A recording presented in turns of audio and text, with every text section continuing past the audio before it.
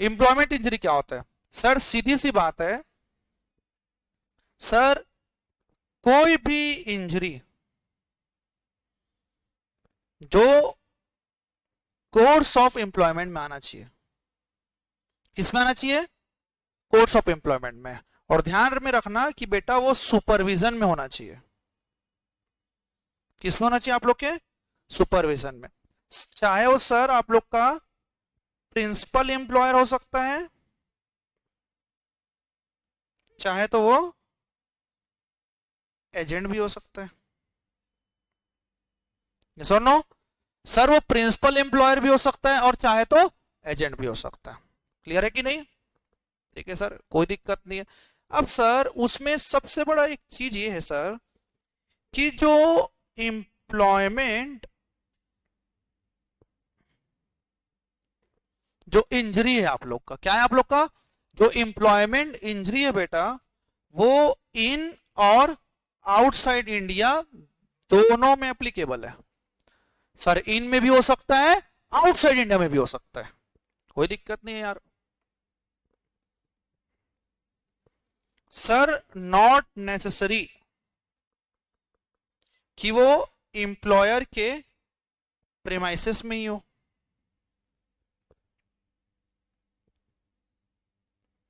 समझ आया कि नहीं है? सर जरूरी नहीं कि वो सर एम्प्लॉयर के प्रेमाइसेस में ही हो। यस और नो? सर फिर तो सीधी सी बात है सर, यहां हम लोग को इंजरी के साथ ना थोड़ा रिलेशन बैठाना पड़ेगा। इंजरी और एम्प्लॉयमेंट के बीच में रिलेशन होना चाहिए। यस और नो बच्चे लोग?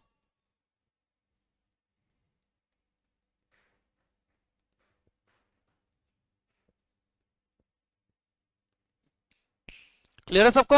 एवरीवन? ठीक सर, कुछ कुछ चीजें इंक्लूड करता है, कुछ कुछ चीजें एक्सक्लूड करता है।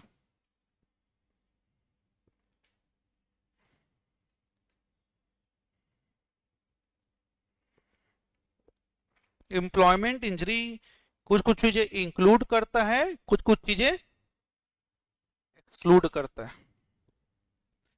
सर इंक्लूड आप लोग का सर पहला इंजरी आता है नॉकिंग द बेल्ट ऑफ पुले, पट्टा बोलते हैं जिसको, या तो उसको पीट दिए, बीटन एट द जॉब, तो भी किस केस में? स्ट्राइक। और नॉर्मली अगर स्ट्राइक भी ना हो बेटा तो भी अगर मारपीट होगा ना।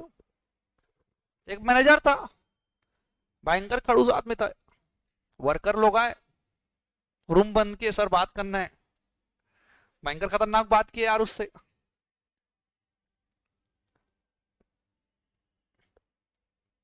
समझ आया कि नहीं सबको? सर एक्सक्लूड आप लोग को करना है एक्सीडेंट जो हुआ है आप लोग का ऑन वे टू ऑफिस। आप ऑफिस आ रहे थे और जा रहे थे तो भी नहीं आएगा ना। घर जा रहे थे आप, अगर भाई आईडी पंच करके बाहर चले गए ना, एम्प्लॉयमेंट से बाहर हो तुम लोग, फिर समझ आए कि नहीं आए? तो काम नहीं आना आप लोग का। क्लियर है बच्चे लोग? यस और नो? अब देखो भाई, एम्प्लॉयमेंट इंजरी ना कुछ कुछ सर कुछ टेम्पररी, भाई मेरा हाथ फ्रैक्चर हुआ, ठीक हो जाएगा यार 6 महीने में। तो सर 6 महीना बहुत बोलते हैं सर, 2-3 महीने में ठीक हो जाएगा, वो भी बहुत है। सर एक होता है परमानेंट पार्शियल डिसेबलमेंट, उंगली गायब, काम तो हो जाएगा लेकिन सर पार्शियल है, हाथ ही गायब पूरा। समझ आए कि ना? तीनों के डिसेबलमेंट के अपने अपने अलग अलग कवरेज है, ध्यान दीजिएगा। डिसेबलमेंट तुम्हारे 3 प्रकार के होते हैं सर। पहला होता है टेम्पररी, दूसरा होता है पार्शियल, वो भी परमानेंट, और एक होता है परमानेंट टोटल। इस शेड्यूल्स में दिया गया, आप लोग के ध्यान समझिएगा। Sir temporary disablement, condition resulting from an employment injury which require medical treatment and result the employee temporary incapable। कुछ भाई ट्रीटमेंट चाहिए, जैसे कि एक्सीडेंट हो गया तो थोड़ा सा खरोच और भी आया, मेडिकल ट्रीटमेंट करो ठीक हो जाओगे यार, ये टेम्पररी होता है। फिर आता है permanent partial, it means such disablement of a permanent nature as reduce the earning capacity of an employ in every employment which he was able of undertaking at the time of accident resulting in the disablement। मतलब सीधी सी बात है, temporary मतलब आपकी earning कम हो जाएगी। देखो भाई, मैं टाइप मास्टर रहता तो भाई मैं पांचों से करता यार, एक उंगली ऐसे का है ना ये, अब ऐसे करूंगा टाइप, थोड़ा अर्निंग कम होगी कि नहीं होगी मेरा? यस, मतलब एक्सीडेंट से पहले तक जो मेरी अर्निंग कैपेसिटी थी उससे अगर कम होता है बेटा उसको टेम्पररी बोला जाता है, समझ, सॉरी परमानेंट पार्शियल, क्या बोला जाता है उसको? परमानेंट, वो भी पार्शियल। अर्निंग कैपेसिटी कम हुई है, जीरो नहीं हुई है, समझे? वही दोनों हाथ जाता तो, दोनों हाथ गया तो क्या टाइप करूंगा मैं? रील विल देखा हूं ऐसे टाइप वाइप करते हैं, कोई लोग पैर वैर से भी करते हैं भाई, वो लोग एक्स्ट्राऑर्डिनरी लोग हैं। समझ आया कि नहीं आया? यस और नो? तो ध्यान समझिएगा। Provided that every injury specified in part 2 of second schedule of the act shall be deemed to be the result in permanent partial। Second schedule के पार्ट 2 में जितनी भी बात दी गई है ना बेटा, वो सब आप लोगों के क्या कहलाएगा बेटा? Permanent partial. फिर परमानेंट टोटल क्या होता है? Sir it mean such disablement of a permanent nature as incapacitates an employee for all work which he was able to performing at the time of the accident resulting in such disablement। मतलब कोई काम नहीं कर सकता भाई, वो हाथ cut गया अब कर ही नहीं सकता। मतलब देखो पार्शियल में ना अर्निंग कैपेसिटी कम हुई है, समझ आया कि नहीं आया? लेकिन भाई परमानेंट में पूरा गया। जैसे कि मेरा हाथ तो टूट गया लेकिन हाथ मेरा वापस से ठीक हो सकता है, लेकिन उसके बाद मैं नॉर्मल काम कर सकता हूं? आंसर इज नो भाई, तुम नहीं कर पाओगे, वजन नहीं उठा पाओगे, रॉड लगा होता है, पता ना तुम लोग को ये सब चीजें। तो भाई अर्निंग कैपेसिटी कम हुई तो क्या होगा मेरे लिए? पार्शियल। हाथ ही टूट गया, पूरा पूरा गायब, हाथ ही पूरा गायब हो गया। ठाकुर सॉल ओढ़ के आ रहा हूं मैं, सॉल ओढ़ पहन के आ रहा हूं भाई, तो इस चीज में ये परमानेंट कहलाएगा। प्रोवाइडेड दैट, ध्यान समझिएगा, permanent total disablement shall be deemed to be result from every injury specified in part 1 of second schedule। समझ आया कि नहीं? सर जो पार्ट 1 ऑफ सेकेंड शेड्यूल में दिया गया वो total disablement, part 2 partial disablement, और from any combination of injuries specified in part 2 thereof where the aggregate percentage of loss of earning capacity as specified in said part 2 of those injury amount to 100% or more। एकदम ध्यान समझा ना? देखो injury तीन प्रकार की, पहला क्या वो टेम्पररी। सर टेम्पररी उसको बोला जाता है सर जो मेडिकल ट्रीटमेंट लेके और कुछ समय छुट्टी लेके ठीक हो जाता है। सर आता है फिर तुम लोग का आता है परमानेंट पार्शियल, जो एक्सीडेंट के कारण आपकी अर्निंग कैपेसिटी कम होती है। समझ आया कि नहीं? आप एक्सीडेंट से पहले जो काम कर सकते थे वो कर रहे हो लेकिन अब कम अर्निंग में करोगे। समझ आया कि नहीं आया? यस और नो? कहां दिया गया है? सेकेंड शेड्यूल के पार्ट 2 में दिया गया। यस पार्ट 2 में दिया गया सर। फिर आता है आपका परमानेंट। परमानेंट मतलब आप पूरे इनकेपेबल हो गए, जो पार्ट 1 में दिया गया। समझ आया कि नहीं आया? अब थोड़ा ध्यान समझना, अगर मैं पार्ट 2 की भी इंजरी अगर करता हूं पार्शियल, पार्ट 2 में सपोज पार्ट 2 में लिखा गया है सर हाथ का फ्रैक्चर होना मे बी, ठीक है, लेकिन मैं क्या काम करता था? मैं अभी ना फिर कूली का काम करता था, सामान वामान ले जाने का। मेरा दोनों हाथ फ्रैक्चर हुआ, ठीक हो गया, पार्शियल था ठीक हो गया, लेकिन डॉक्टर ने प्रिस्क्राइब ने मना कर दिया कि आपको काम नहीं करना है उससे। अब क्या हुआ? मैं इनकेपेबल, पूरा इनकेपेबल। तो सर पार्ट 2 का कोई इंजरी जिसमें अगर 100% अगर आप लोग का भैया गिरावट होती है आपके कमाई में, तो उसको भी आप लोग परमानेंट टोटल डिसेबलमेंट बोलोगे। फिर समझ आया कि ना? पार्शियल नेचर का था लेकिन आपके लिए भाई टोटल हो गया वो। यस और नो? तो तीन प्रकार के आप लोग के होते हैं। पढ़िएगा बेटा, ए लाइन को पढ़ो एक बार, दिस वन।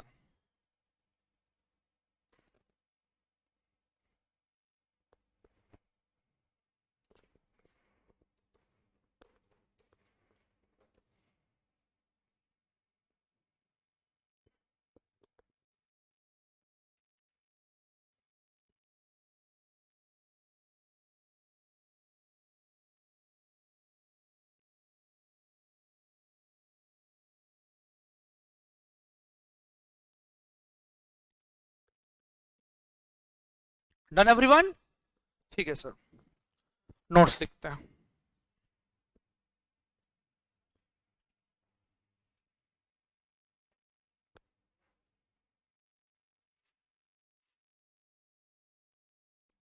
सर पहला आता है हमारा डिसेबलमेंट। सर डिसेबलमेंट कितने प्रकार के होते हैं? तीन प्रकार के। सर पहला क्या होता है? टेम्पररी। सर दूसरा होता है मेरा नो परमानेंट पार्शियल।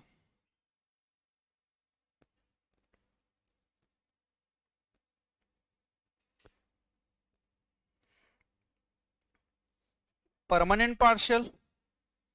सर तीसरा मेरा बोला जाता है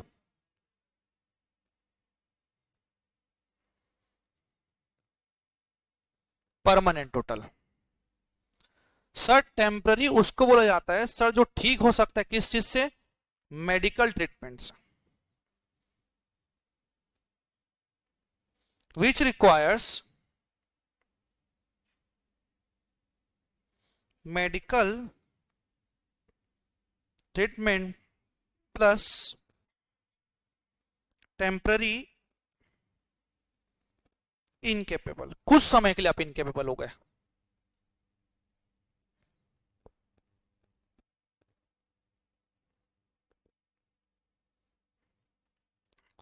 यस और नो एवरीवन।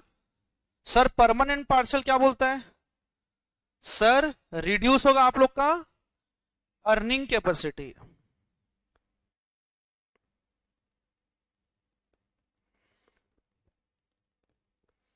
सर जो कहां स्पेसिफाइड है आप लोग के पार्ट 2 ऑफ सेकेंड शेड्यूल भी बोल सकते हो, second schedule, part 2 of second schedule में जो प्रिस्क्राइब्ड है। यस और नो। सर टोटल बोला जाता है sir permanent nature,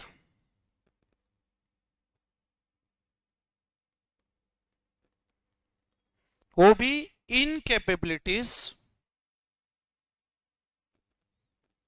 of all work. पूरे कामों का आप लोग का इनकेपेबिलिटी हो गया। समझ आया कि नहीं आया। सर इनकेपेबिलिटी सर पूरे कामों का, जो कहां दिया गया आप लोग के पार्ट 1 ऑफ सेकेंड शेड्यूल।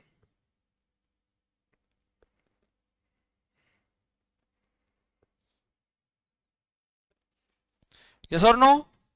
ठीक, फिर एक नोट लिखेंगे, सर अगर मेरा पार्ट 2 100% और मोर का अगर इंजरी करता है तो उसको हम लोग क्या बना लेंगे, परमानेंट टोटल बना लेंगे।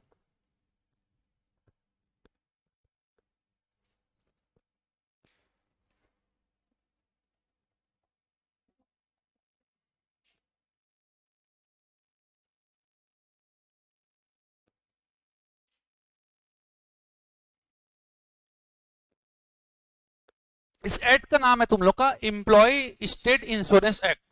कॉर्पोरेशन आप लोग का है employ state insurance corporation. Yes और नो। समझ आया कि नहीं आया। अब इसके विंग्स हैं, विंग्स मतलब दो विंग्स है जो काम करेंगे आप लोग के। Sir wing number 1 standing committee, sir wing number 2 medical benefit committee. Yes और नो। ठीक। सर स्टैंडिंग कमेटी क्या बोलते हैं, देखो भाई कॉर्पोरेशन तो बना लोगे भाई, उसको गवर्नेंस भी तो चाहिए ना। पहला क्या होता है स्टैंडिंग कमेटी, दूसरा क्या होता है medical benefit council. The standing committee has to administer affairs of the corporation. भाई जो कॉर्पोरेशन के जितने भी मैनेजमेंट अफेयर्स होंगे उसको कौन संभालेगा, कौन संभालेगा, standing committee. And may exercise any of the power and perform any of the function of the corporation subject to the general superintendence and control of the corporation। मतलब ये लोग हर काम कर सकते हैं भाई, जो पावर है हर काम कर सकते हैं, लेकिन जनरल सुपरिटेंडेंस और कंट्रोल ऑफ द कॉर्पोरेशन को बस ध्यान रखना है। समझ आया कि ना, बाकी सब पावर एक्सरसाइज कर सकते हैं। मतलब मेन विंग कौन हुआ इनका, स्टैंडिंग कमेटी हुआ। The standing committee act as executive body for administration of employees state insurance corporation. किस रूप में काम करता है बेटा, ये एग्जीक्यूटिव बॉडी के रूप में काम करता है। यहां हाईलाइट करेंगे मेरे साथ। सर पहला एडमिनिस्टर अफेयर्स, एक्सरसाइज एनी, और ये एग्जीक्यूटिव बॉडी फॉर एडमिनिस्ट्रेशन है।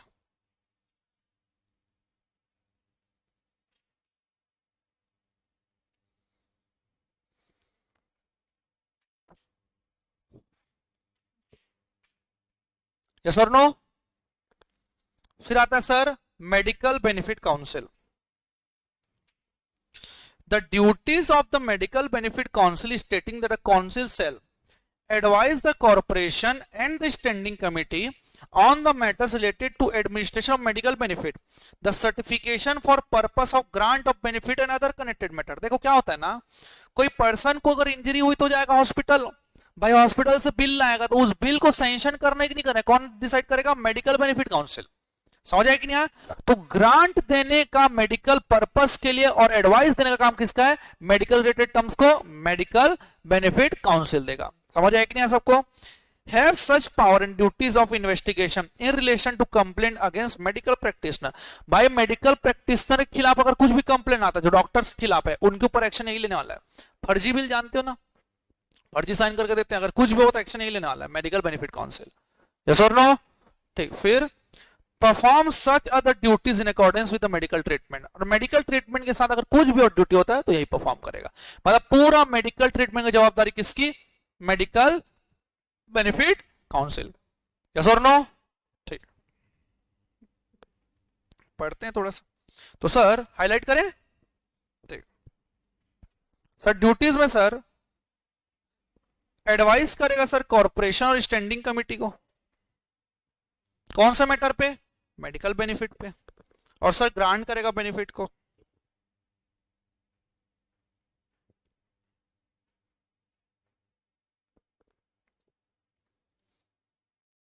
Sir complaint against medical practitioner के बारे में भी चेक कर सकता है ये।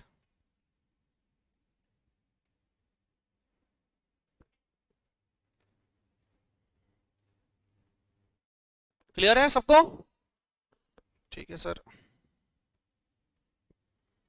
सर और other duties related to medical treatment.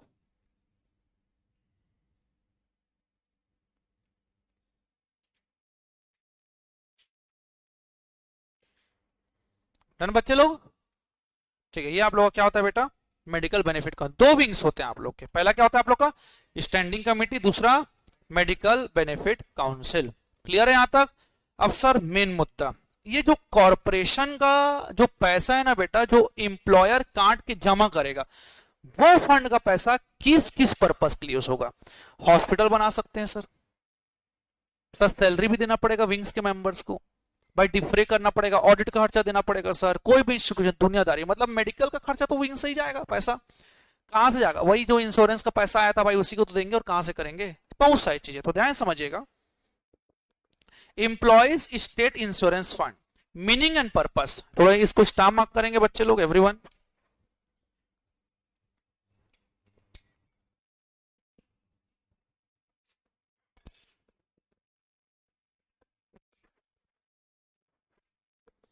Section 26 of the Act provides that all contribution paid under this Act and all other money received on behalf of the corporation shall be paid into fund called Employees State Insurance Fund, which shall be held and administration by the corporation for the purpose of this Act। Section 26 क्या बोलता है पता है?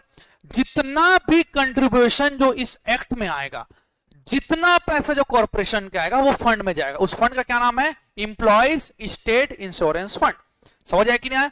पूरा corporation इसको मिलके administrate करेगा, admire करेगा। समझ आया कि नहीं सबको? एवरीवन, एम्प्लॉयर ने जो कंट्रीब्यूशन दिया यही जाने वाला है पैसा। समझ आया कि नहीं? और जो एम्प्लॉयज को बेनिफिट देना है वो भी यहीं से जाने वाला है। यस और नो? ठीक। अब देखो sir, purpose for which the fund में एक्सपेंडेड, गिने चुने पर्पस है ना बेटा आप लोग 10, सिर्फ यही आप लोग का लग सकता है, उससे जोड़ कहीं आप खर्च नहीं कर सकते। पहला, payment of benefit and provision for medical treatment attendance to insured person. Sir benefit payment करना, मेडिकल ट्रीटमेंट का खर्चा और अटेंडेंस टू इंश्योर्ड पर्सन, जो अटेंडेंस याद है ना तुम लोग फैमिली मेंबर, उनका भी खर्चा उठाना, पहला इसका भाई एक्सपेंड कर सकते हो। दूसरा, payment of fees and allowance to member of corporation the standing committee medical benefit council, भाई उनको भी तो फीस देना पड़ेगा ना मेंबर्स को काउंसिल के, कहां से दोगे? फंड से ही दोगे। Payment of salaries, leave, joining time allowance, travelling compensatory allowance, other allowance of officer and servant of the corporation. Sir ऊपर बोलता है उनके मेंबर्स को, नीचे भाई उनके कॉर्पोरेशन के लिए, मतलब पूरा पैसा इन्हीं विंग्स के पास जा रहा है फिर तो। समझ आया कि नहीं? देखो पहला क्या बोलता है सर? बेनिफिट का पेमेंट, मेडिकल ट्रीटमेंट का पेमेंट और इंश्योर्ड पर्सन का जो अटेंडेंस है उसका पेमेंट। सर दूसरा बोलता है जो विंग्स के मेंबर है, कौन कौन से wing, standing committee, medical benefit, sir उनके मेंबर को फीस देंगे। सर उसके बाद जो उसके विंग्स हैं, सर उनके अगर कोई इंप्लॉइज हैं, ऑफिसर है, उनका सैलरी का पेमेंट भी यहीं से करोगे, यस और no. Establishment and maintenance of hospitals, dispensaries and other institution and provision of medical, भाई हॉस्पिटल बना सकते हो सर, मेडिकल शॉप बना सकते हो, ये सब भी बना सकते हो इस पैसे से। Payment of contribution of any state government, local authority और any private body of individual to the cost of medical treatment and attendance provided to insured person. अब देखो ईएसआईसी अगर पैसा नहीं दे पा रहा है तो गवर्नमेंट को दे देगा, स्टेट गवर्नमेंट को या तो लोकल अथॉरिटी को या तो कोई बॉडी ऑफ इंडिविजुअल को, ताकि आप हमारे बदले खर्च कर दो उनके लिए। समझ आया कि नहीं आया? तो भाई आप पैसे को भी ट्रांसफर कर सकते हो, लेकिन गवर्नमेंट को ही करोगे, किसको, स्टेट गवर्नमेंट, लोकल अथॉरिटी या तो प्राइवेट बॉडी ऑफ इंडिविजुअल, जो ठीक लगे आप उनको पैसा दे दो कि आप बेनिफिट मिले, खर्च कर दो। क्लियर है कि नहीं सबको, एवरीवन? ठीक। क्या होता है ना, कई बार ना गवर्नमेंट हॉस्पिटल अपॉइंट कर देता है, जैसे कि यहाँ के लिए बोलते एमएमआई, सपोज, तो जितने भी इंप्लॉइज लोग एमएमआई जाइए, उसका पैसा हम लोग सेटल कर लेंगे यार आपस में, आप जाइए, आपका फ्री में इलाज हो जाएगा। कुछ कुछ हॉस्पिटल रहते हैं ऑथराइज, पता ना तुम लोग को। ठीक। Defraying the cost including all expenses of auditing the accounts of the corporation, भाई कॉर्पोरेशन के अकाउंट्स को भी ऑडिट करना पड़ेगा, यस और नो। भाई उसका जो खर्चा होगा ऑडिट एक्सपेंस भी यहीं से देना पड़ेगा। Defraying the cost including all expense of employees insurance code set up under this act, एक कोड बना हुआ है कि कुछ भी अगर दिक्कत होता है ना बेटा, जो ट्रिब्यूनल बोलते हैं, भाई एम्प्लॉइज बोल रहे हैं कि सर ऐसा हो गया, ये हो गया, हमको ज्यादा मिलना चाहिए, तो उसका भी अगर कोई भी खर्चा है तो फंड ही देगा। समझ आया कि नहीं है? डिफरेइंग मतलब होता है बेटा आगे बढ़ाना कॉस्ट को। Payment of any sum under any contract inter into for the purpose of this act, इस एक्ट के लिए अगर कोई भी कॉन्ट्रैक्ट में अगर आपका इंश्योरेंस अगर कॉर्पोरेशन एंटर करता है तो वो भी पैसा कहां से दिया जाएगा, फंड से दिया जाएगा। कहां से दिया जाएगा, फंड से दिया जाएगा। Payment of sum under any decree order और अवार्ड ऑफ एनी कोर्ट और ट्रिब्यूनल, ट्रिब्यूनल ने बोल दिया अरे पैसा अवार्ड करना है आपको, डिक्री देना है तो देना पड़ेगा यार, कोर्ट का ऑर्डर, कहां से जाएगा, इसी फंड से जाएगा। मतलब एक ही पैसा है उन लोगों के पास, वो कौन सा, fund. Defraying the cost and other charges of instituting and defending any civil or criminal proceeding arising out of any action taken under this act, भाई इस एक्ट के हिसाब से इनके ऊपर कुछ केस हो गया है कॉर्पोरेशन के ऊपर, इनके खिलाफ, तो जो भी कॉस्ट है, डिफरेइंग कॉस्ट, चार्जेस, लॉयर, दुनियादारी भी इस फंड से ही पेमेंट होगा। समझ आया कि नहीं आया? ये 10 लिस्ट है बेटा, ये खर्चे इस फंड से होने वाला है। समझ आया कि ना, पढ़ो बेटा।